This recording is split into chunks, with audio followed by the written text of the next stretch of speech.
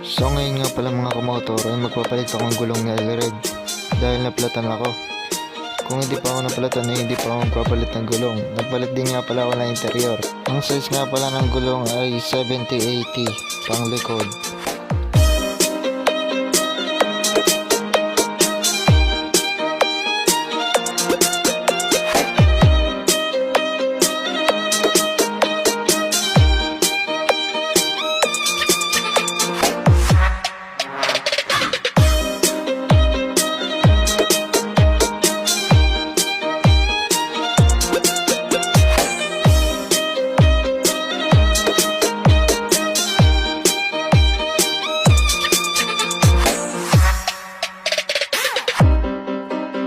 Surprise! I'm back. RB Remix.